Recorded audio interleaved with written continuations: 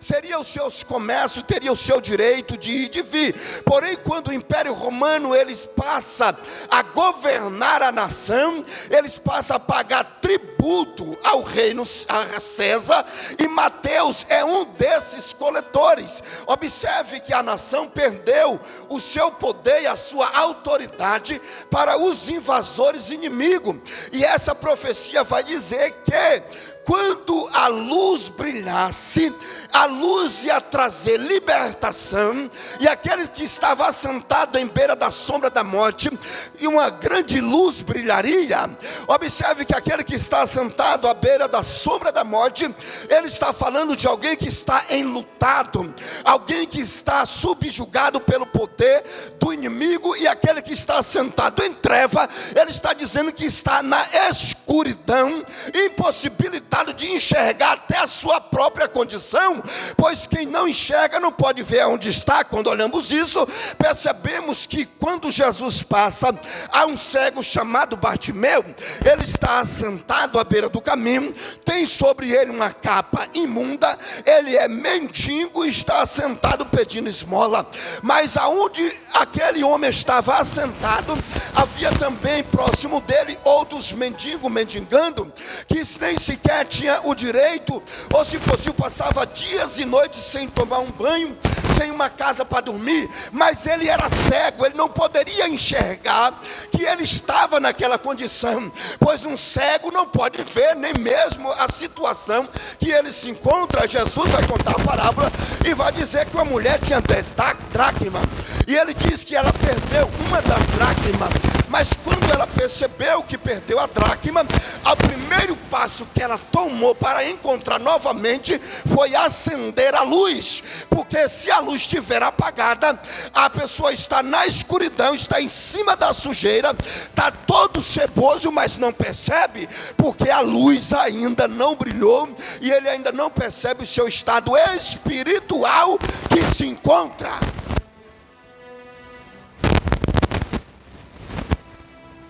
E quando Jesus chega para morar nas terras de Naftali e Zebulon, o que ele encontra é um povo escravizado pelo Império Romano, um povo que pagava tributo ao Império Romano, um povo que já não tinha mais o mesmo direito, a mesma liberdade que foi predita pelos profetas e pelos patriarcas.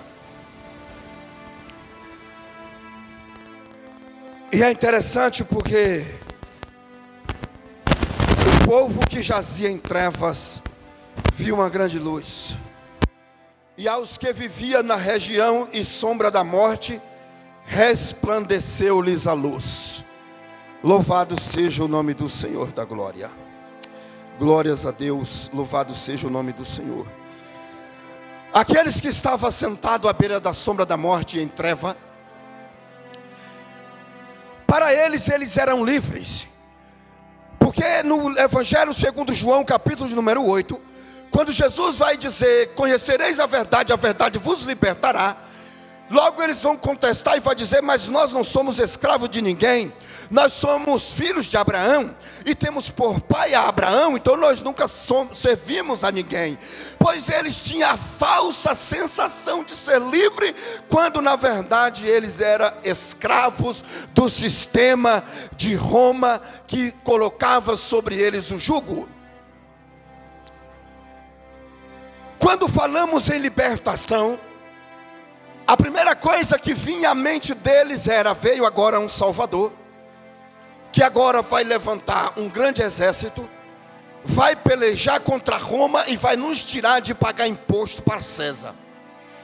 E uma vez nós vamos ser livres, não vamos pagar mais imposto, não vamos pagar mais do nosso produto, e não vamos mais dar satisfação a um rei que seja do povo que não é povo de Deus, pois os romanos eram grego-romano. Porém, a luz de Cristo profetizada por Isaías, e também predita na palavra do Senhor, que essa luz que ia brilhar, e esse reino que Daniel descreve no capítulo de número 2, ele não está falando de um reino terreno.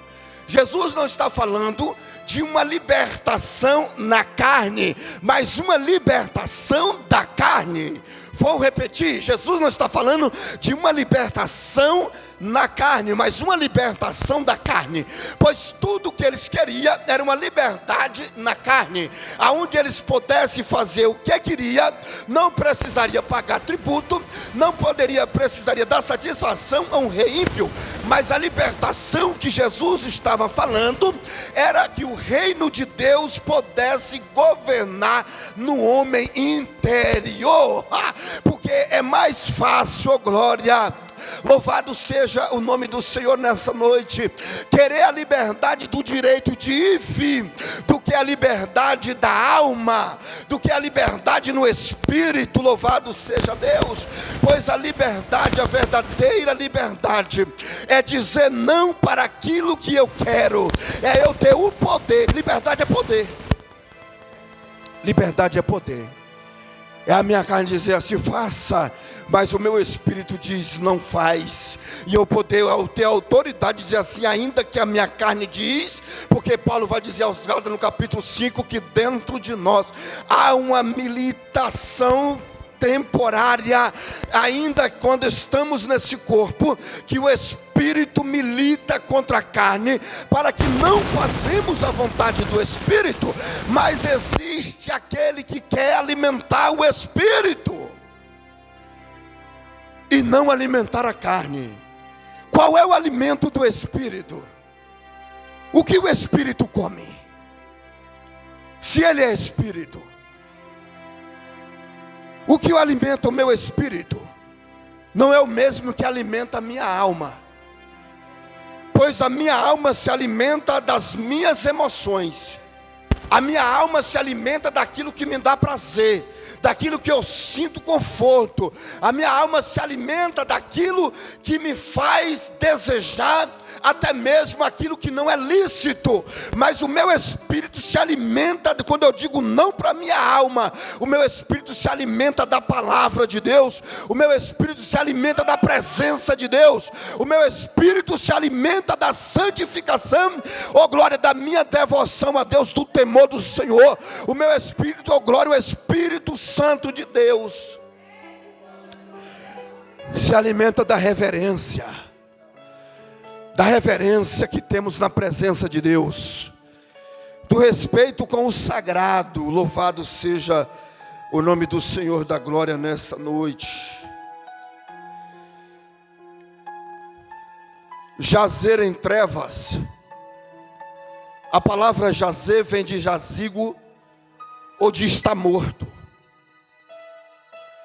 Então quando Mateus descreve o povo que jazia, ele estava dizendo aquele que estava morto na escuridão, aquele que está morto em trevas. Aquele que está morto em trevas, primeiro que morto não sente. Morto não sente. Se morto não sente, morto também não vê. Por isso ele diz a palavra jazia, e a jazia vem de jazigo ou de sepultura. Então, por mais que eles pensassem que estava sendo livre, por mais que na cabeça deles tinha o direito de vir, eles plantavam, eles casavam, eles davam-se casamento, mas Mateus diz, eles jaziam em trevas. E a sombra da morte, quando ele vai falar, é o mesmo que Jó descreve como o mais profundo da escuridão da sepultura. Agora me declara qual é o ser humano que está vivo e vai perceber que está morto, cego e está dentro de uma sepultura. Ninguém pensa isso. Todos pensam que está tudo bem, que está indo muito bem, que a sua vida está uma maravilha, até que a luz de Cristo brilhe e percebemos a nossa condição em que nós estamos sem Cristo. E quando Jesus pisa naquela terra, cumpriu-se a profecia que Isaías disse: o povo que jazia em trevas viu uma grande luz, e os que viviam na região e sombra da morte, resplandeceu-lhe a luz. Aí começou Jesus a pregar e a dizer arrependei-vos, porque é chegado o reino dos céus. Quando Jesus prega esse reino, como eu disse anteriormente, Jesus não prega um reino terreno. Jesus está pregando um reino aonde Deus governa totalmente a vida e as decisões de todos nós. Aonde Cristo passa a ser o centro da nossa vida, da nossa alma, das nossas emoções e também dos nossos pensamentos. O salmista declara dizendo, Salmos 27, versículo de número 1. Ó Senhor, mostra-me a tua luz e guia-me até ao teu santuário.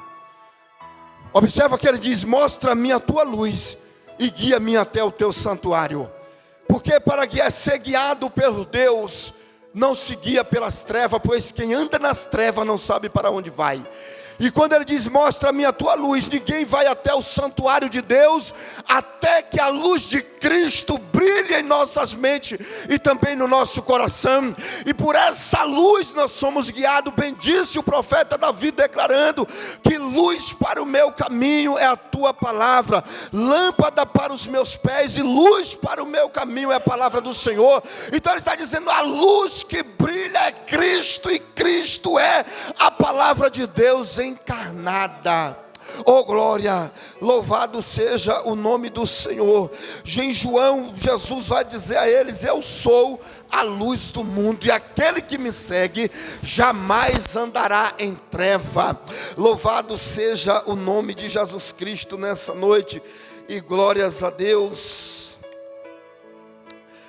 Isaías 43 diz, eu vi a tua luz, e a tua grande luz me conduz, e a tua verdade porque me guia.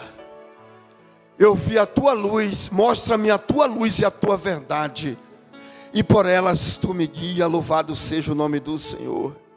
Em João 1, versículo 4 e 5, o evangelista João vai escrever assim, ele era a luz do mundo, e a luz era a vida dos homens, e a luz resplandece nas trevas, e as trevas não prevaleceram contra ela.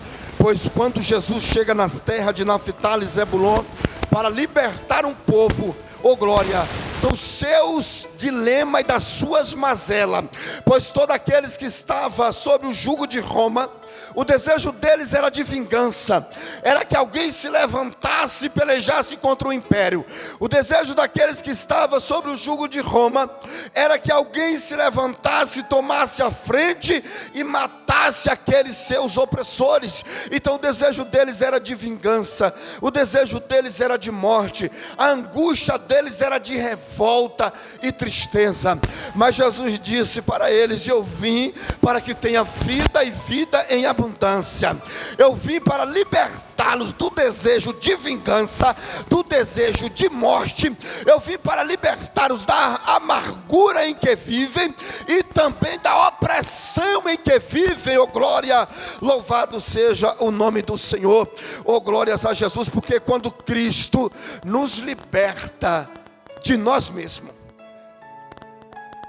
pois quando Cristo nos liberta de nós mesmos, aquele sentimento que nos prendia, ele já não nos prende mais.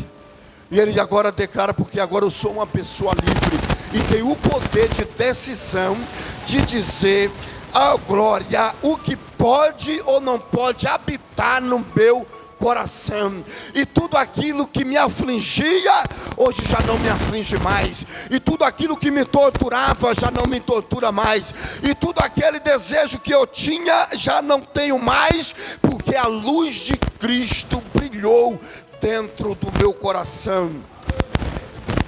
Glória seja dada ao nome do Senhor. Em João 12:35, Jesus fez uma grande advertência dizendo,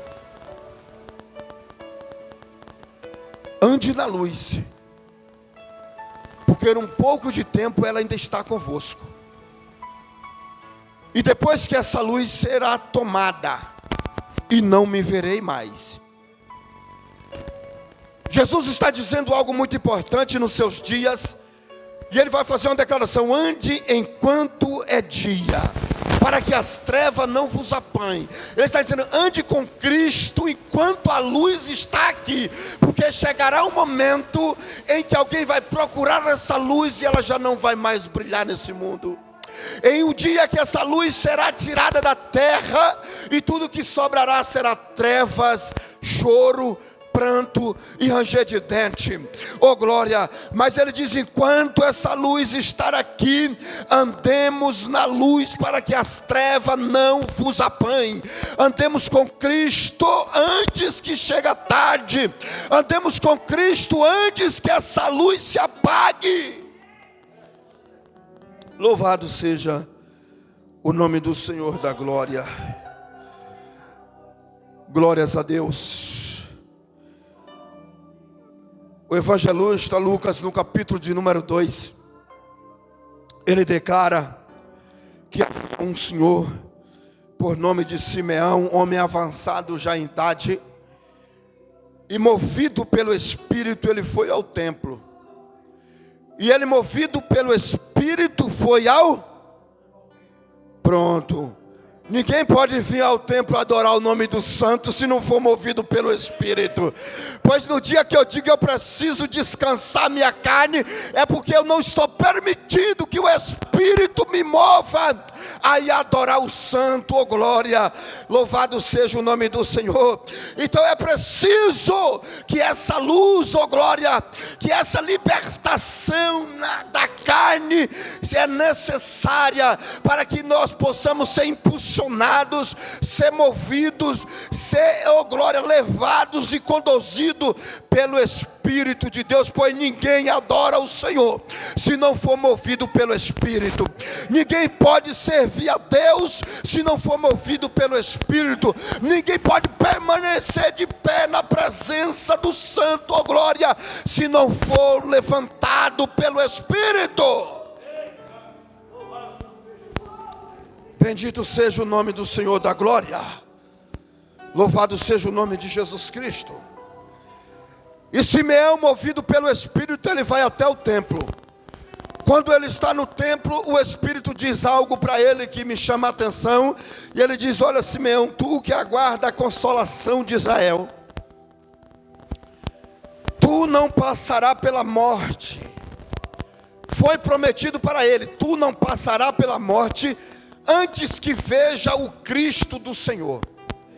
Agora observe a promessa do Espírito para Simeão: tu não passará pela morte antes que veja o Cristo do Senhor. Existe uma diferença entre morrer e passar pela morte. Pois uma vez que morre, pode ser que quem morra permaneça na sepultura e a morte possa prender ele.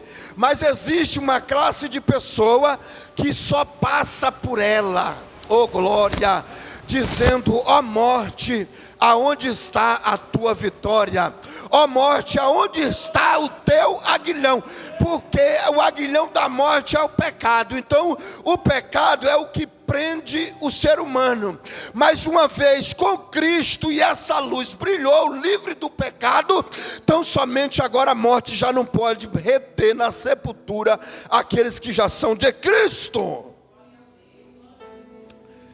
E ele disse: Simeão, tu não vai passar pela morte antes que veja o Cristo. E uma vez o Espírito move ele. Eu acredito que o Espírito disse: Simeão, é hoje. Não falte no culto não, porque é hoje que ele vai estar lá no culto para ser apresentado lá. E tu não pode perder essa oportunidade, oh glória.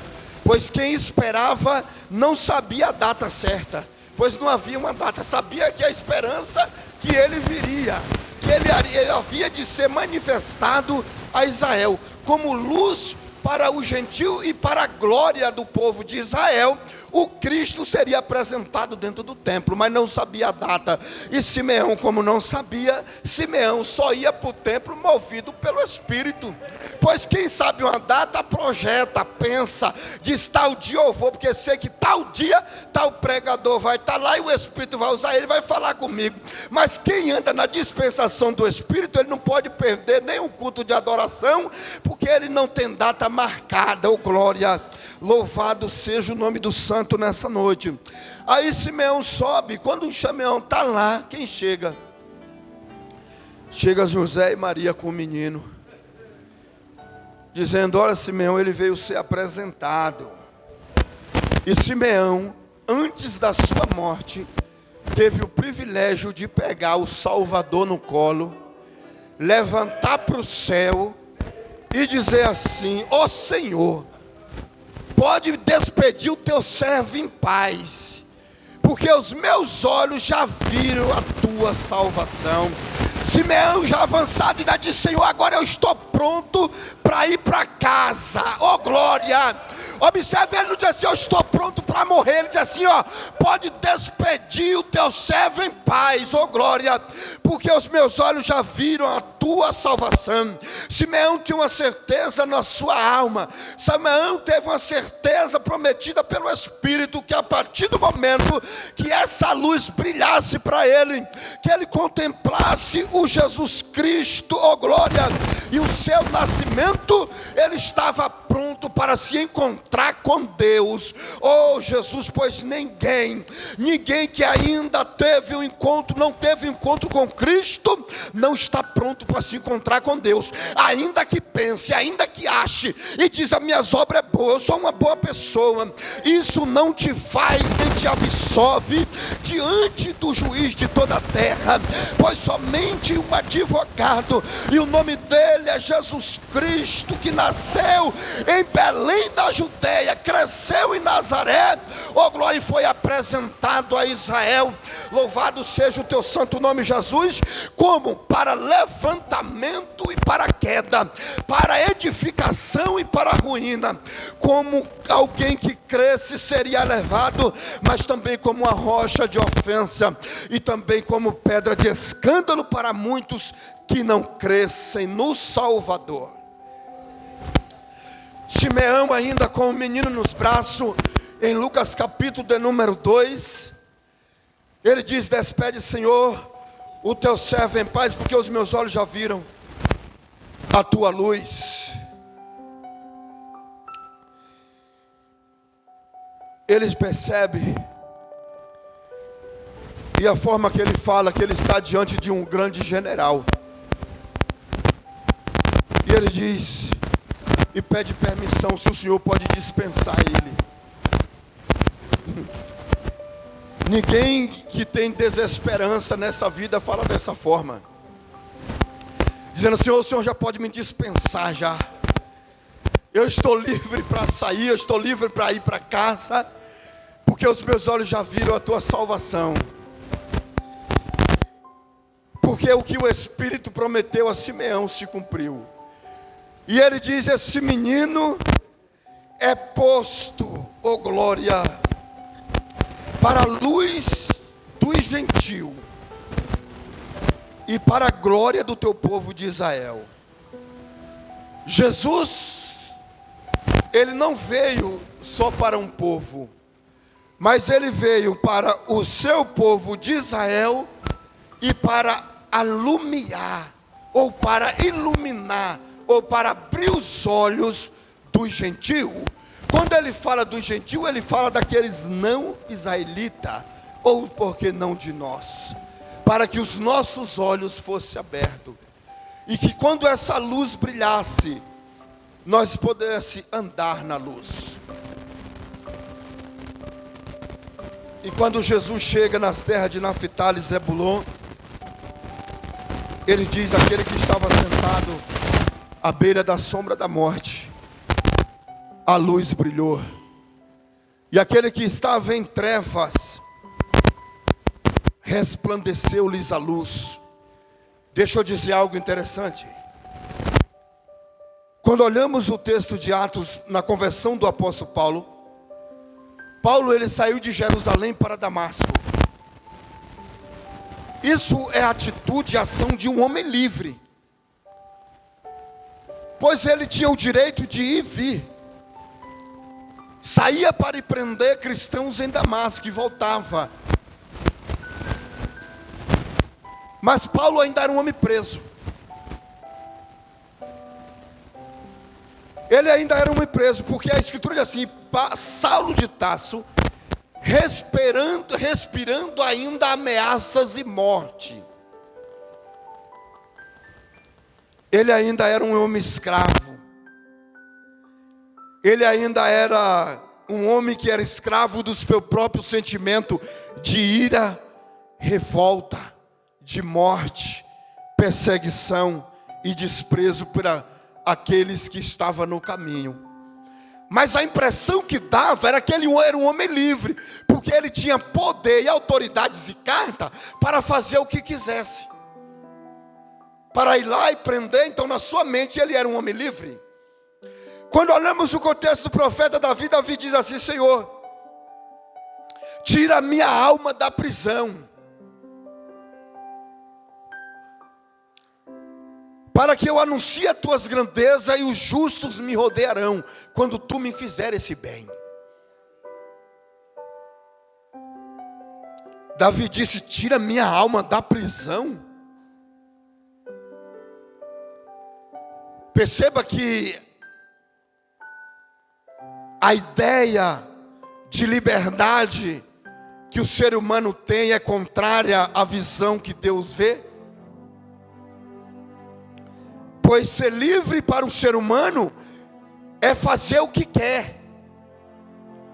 O conceito de liberdade que aprendemos na nossa sociedade e nossos pais nos ensinaram é fazer o que quer. Eu sou livre porque eu faço o que eu quero, mando na minha vida, saio com o que eu quero, ando com o que eu quero, e ninguém pode me dizer o que eu devo fazer ou não. Essa é a ideia de liberdade que aprendemos. Mas quando as escrituras vêm, ela estilhaça todo o conceito criado e aprendido por nós. Que quando olhamos para Cristo, em que ele diz assim: mas nós, em João capítulo 8, diz assim: mas nós nunca fomos servos de ninguém, nós somos livres. Jesus olha para eles e diz: todo aquele que é escravo, que é servo de alguma coisa, essa coisa torna-lhe seu Senhor. Qualquer coisa que nós priorizamos em lugar de Deus, Ele passa a ser o nosso Senhor. Qualquer coisa que venha em primeiro lugar em nossas vidas e damos mais importância, esse é chamado nosso Deus.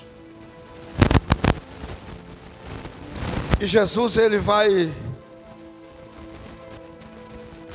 dar o direito de decisão. E Ele vai dizer: ninguém pode servir a dois senhores. Ou você aborrece um e desagrada o outro, ou ama mais um e aborrece o outro. Aí Jesus diz: ninguém pode servir a Deus e a Mamon.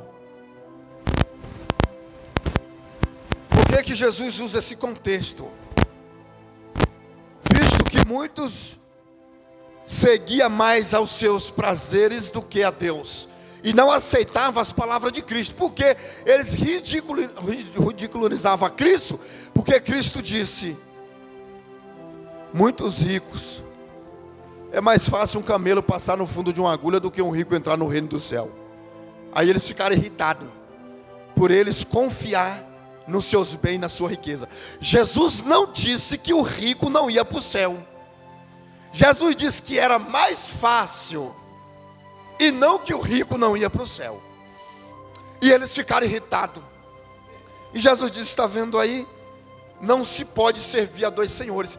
Mas não se aplica apenas àquela riqueza, mas Jesus estava dizendo a tudo tudo aquilo que ocupa o espaço que é de Deus, tudo aquilo que tem prioridade em lugar de Deus, torna-se senhor do homem. E todo homem que tem um senhor que não é Deus, ele é escravo.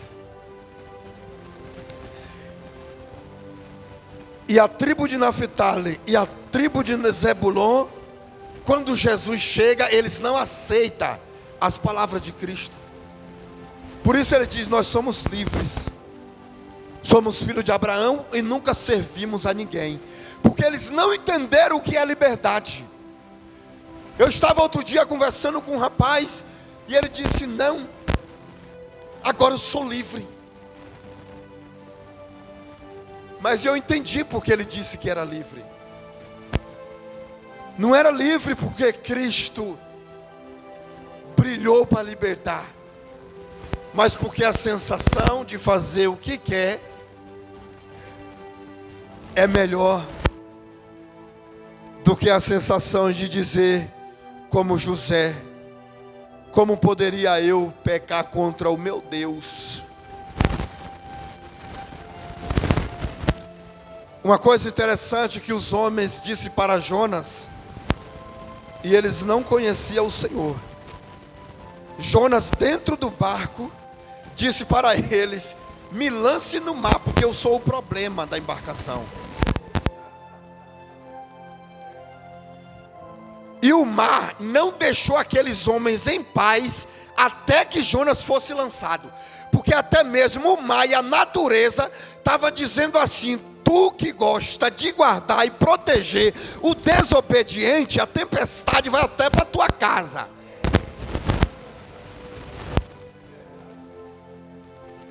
Porque tem pessoas que ela, para dizer que é bonzinho, ela desobedece a Deus. E entre desobedecer a Deus e obedecer aos homens, Pedro disse: julgai-vos, peço, entre vós, ó anciãos e pais de Israel. E o que é mais coerente, obedecer a Deus ou aos homens? Quando eles apanharam dentro do sinédrio, e o mar batia contra aquele barco, dizendo: lança para fora esse desobediente, porque senão o vendaval vai persistir, vocês vão tomar grande prejuízo. Até a natureza não aceita o rebelde, o desobediente. Você viu quando Deus falou para o verme, ele comeu a borboreira? Quando o leão matou o profeta e despedaçou? Quando Deus falou para a jumenta exortou, repreendeu Balaão, o profeta? Quando Deus falou e o leão não devorou a Daniel? Quando Deus estava lá e o fogo não causou nenhum dano nos 3 irmãos?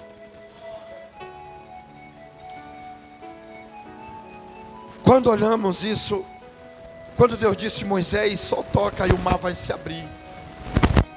E o mar se abriu. Deus disse: cresce a borboreira cresceu. No mesmo momento.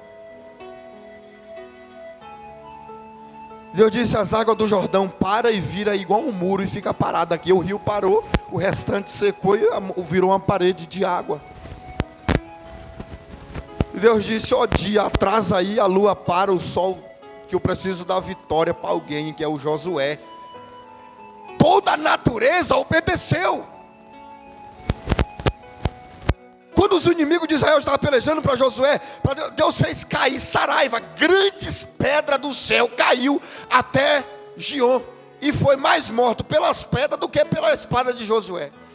Caiu pedra do céu, e disse que era grandes pedras, não era granizo, mas era granizo, porque a ciência diz que era grandes pedras que matou os filisteus. E até uma vaca com a arca nas costas, amarraram o bezerro dela, e ela deixou o bezerro, mas foi levar a presença aonde era para chegar. Meu irmão, a racionalidade dos animais em obedecer a Deus. E Isaías vai fazer uma crítica muito dura e vai dizer: até o boi conhece o seu dono e o jumento o seu possuidor. Aí Deus diz: mas Israel, meu povo, não me conhece. E nós rimos para a gente ficar com vergonha. Colocar um animal que a gente julga pela ciência irracional com nós, seres dotados de inteligência, sábio para muita coisa, mas para as coisas de Deus nós é tímido, é vagaroso, é lento, é tardio, mas para a piada, para a brincadeira, para a rede social, é rápido, aprende rápido. Por quê?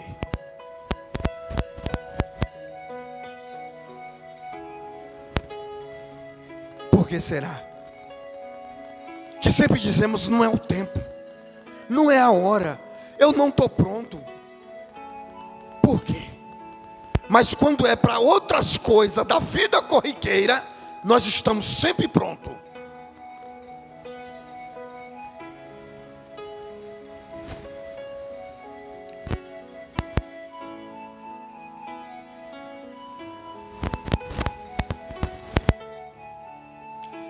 E Jesus disse em Lucas 12:35, Jesus disse assim: esteja cingido o vosso lombo e acesa as vossas candeias. O lombo cingido que Jesus está dizendo, esteja sempre pronto, esteja preparado, esteja preparada e com a candeia acesa. Porque na hora em que não cuidais, o Filho do Homem virá.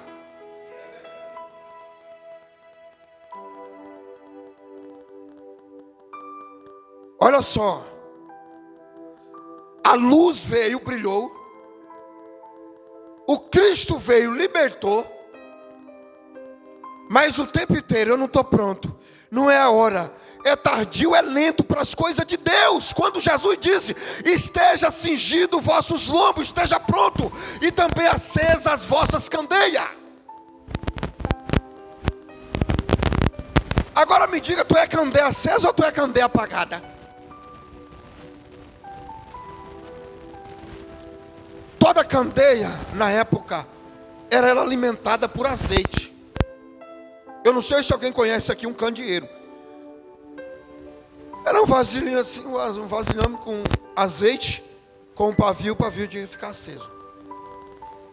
Por isso Jesus disse que o pavio que fumega não se apagará. É uma linguagem figurada para aqueles que, mesmo que ainda esteja com carvãozinho, pode pegar fogo ainda. E quando Jesus disse, esteja pronto, cingido os lombos, ele esteja bem vestido e com o cinto apertado. E sabe o que ele queria dizer isso aqui? Aperte o cinto e se prepare. Porque no dia da vinda dele não está especificado dia, nem hora, mês, nem ano. Todos que tentaram decifrar erraram e criaram seita.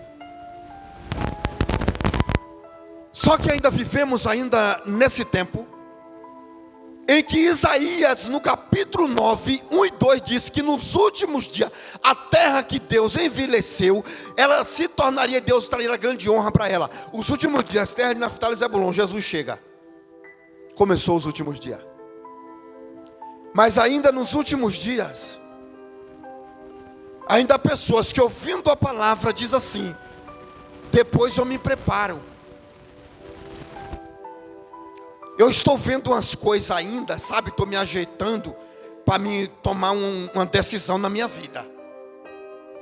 Eu estou vendo para ver se dá certo ou não. Aí depois eu me alinho com Deus. Ei, esse depois pode ser 1/1000 de segundo. E ninguém poder mais dizer assim, eu esperei para me apertar o cinto e eu não apertei. Eu estava esperando o momento certo para estar preparado. E alguém vai olhar para ele e ver assim, esperou demais. E não se preparou. E não se aprontou. Pois quando ele conta a parábola, ele diz que o Senhor saiu e não disse quando voltaria. Apenas disse ao porteiro, vigie. Porque quando eu chegar, eu não quero nem bater, eu já quero que tu abra a porta. Ele estava dizendo, não vai precisar ficar batendo para poder você ouvir. Porque o porteiro que está na porta diz, esteja atento, apercebido. Porque no momento que eu chegar, eu não quero te chamar. Eu já quero que você perceba, que você sinta isso. Bem-aventurado este servo. Mas o servo que quando o seu senhor voltar, os encontrar bebendo com os ébrios, espancando os seus conservos. Ele fala de pessoas que deixaram o tempo lhes tornaram negligente. E Jesus disse, esse servo será punido com muitos açoites. E será lançado nas trevas exteriores. E ali haverá grande choro.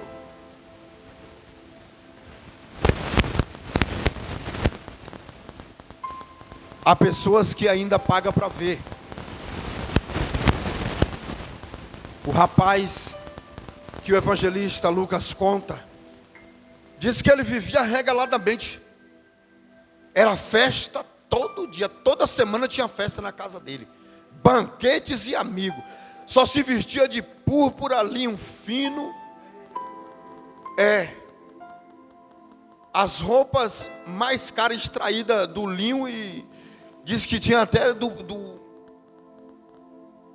negócio tinha no polvo, no fundo do mar. Era a tintura que fazia a roupa que ele vestia.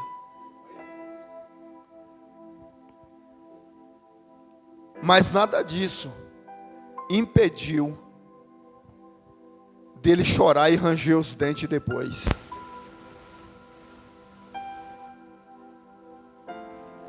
E quando a sua luz brilha, quando Cristo vem para nos libertar, não é dizer Cristo me libertou para eu fazer do meu jeito, para eu tomar as decisões do meu coração. Não é assim que os coaches ensinam, siga o destino do seu coração. Aí Jeremias diz, enganoso é o coração do homem e desesperadamente corrupto, quem o conhecerá? Aí diz o Senhor, eu conheço, e som dos corações quadrinhos rim, e retribuo a cada um segundo as suas ações. Quando fala na Bíblia de coração, ele está falando da mente, porque o coração é o que toma a decisão, mas ele pode ser enganado. Mas o verdadeiro cristão, em que anda na luz de Cristo, ele é guiado por essa lâmpada. Essa luz para o caminho. A luz para o caminho é que ela mostra o caminho. E a gente consegue ver longe. E lâmpada para os pés é para ver perto também. Para ver onde é que eu estou pisando. Para guardar os nossos pés, para ver aonde estamos pisando. Para não pisar em lugar escorregadio.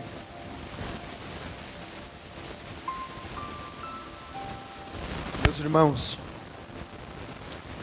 essa é a palavra de Deus para nós. Acordemos enquanto é cedo. Não desprezemos a luz de Cristo. Não deixe para depois.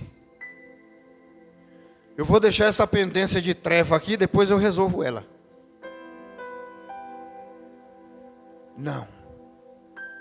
Qualquer coisa que nos impede de chegar a Deus, de cumprir o chamado de Deus, é treva, arranca. Hoje. Não espera o dia amanhecer, não. Porque a gente pode dizer assim, rapaz, o dia amanheceu, mas pregou ontem. Há pessoas que saem do culto, ela nem lembra mais da mensagem. Que ela já pega o celular, vai logo na rede social, já vê quem mandou mensagem, já vai ver qual foi os seus últimos stories, já vai ver qual é a fofoca dos famosos.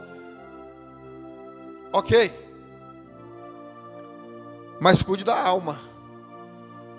Porque isso é coisa da carne. Mas cuidar da alma é ouvir a palavra de Deus e guardar. E dizer, Senhor, eu preciso viver de acordo com ela. Não só dizer eu preciso, mas começar a viver de acordo. Glória a Deus. Que Deus abençoe a todos. Em nome de Jesus. Você que nos acompanha, que Deus te abençoe. Você e sua casa.